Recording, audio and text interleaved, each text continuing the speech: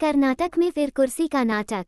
दिल्ली आएंगे सीएम सिद्धारमैया और डीके शिवकुमार। कर्नाटक में नेतृत्व परिवर्तन और कैबिनेट फेरबदल की अटकलों के बीच कांग्रेस हाईकमान ने मुख्यमंत्री सिद्धारमैया और डीके शिवकुमार को दिल्ली बैठक के लिए बुलाया है। कर्नाटक में नेतृत्व परिवर्तन और कैबिनेट में फेरबदल की चर्चाओं के बीच मुख्यमंत्री सिद्धारमैया ने सोमवार को कहा कि कांग्रेस आलाकमान ने उन्हें 26 मई को दिल्ली में एक मीटिंग के लिए बुलाया है। सूत्रों के मुताबिक पार्टी आलाकमान ने डी.के. शिवकुमार को भी दिल्ली बुलाया है। संभावना है कि दोनों नेता एक साथ दिल्ली आएंगे। वे दोनों मिलकर पार्टी नेतृत्व से मुलाकात करेंगे।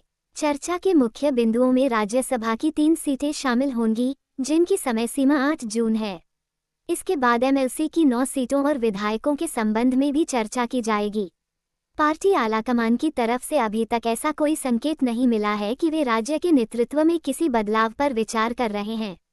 एजेंसी के मुताबिक सिद्धारमैया ने दिल्ली दौरे से जुड़े एक सवाल के जवाब में पत्रकारों से कहा, मुझे दिल्ली बुलाया गया है।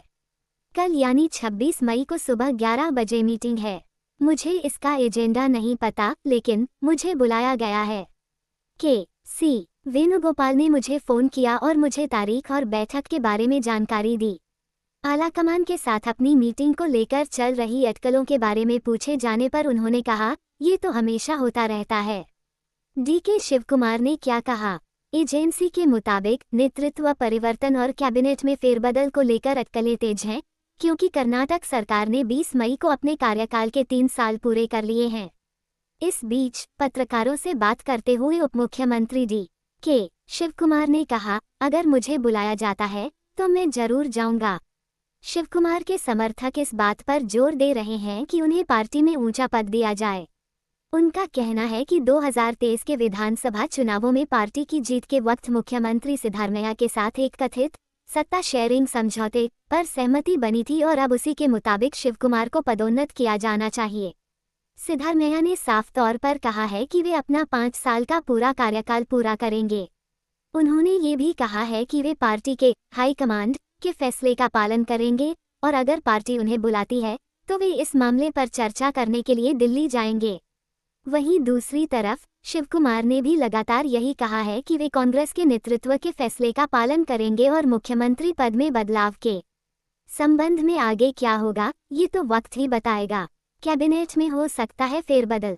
पार्टी के कई नेता इस बात को लेकर चिंतित हैं कि नेतृत्व से जुड़ा यह मुद्दा सरकार के कामकाज और कांग्रेस सरकार की छवि दोनों पर ही बुरा असर डाल रहा है।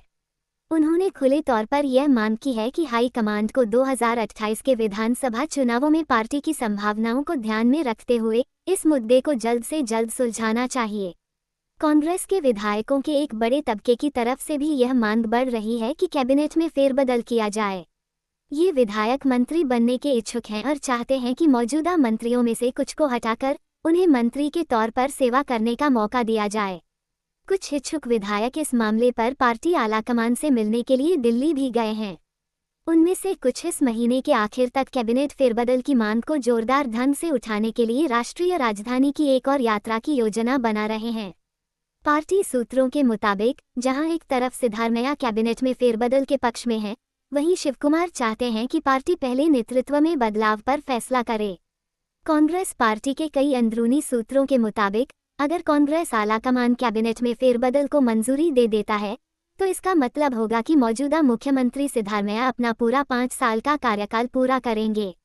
इससे शिवकुमार के लिए इस पद पर पहुंचने की संभावनाएं खत्म हो जाएंगी। कर्नाटक में मुख्यमंत्री सहित कुल 34 मंत्रियों की स्वीकृत संख्या है। फिलहाल कैबिनेट में 3 पद खाली हैं। बी. नागेंद्र ने कर्नाटक महर्षि वाल्मीकि एसटी विकास निगम में कथित गबन के आरोपों के चलते इस्तीफा दे दिया था, जबकि के.एन. राजन्ना को पार्टी आलाकमान के निर्देश पर पद से हटा दिया गया था। मंत्री डी. सुधाकर के हाल ही में हुए निधन के कारण तीसरा पद खाली हो गया। समाप्त।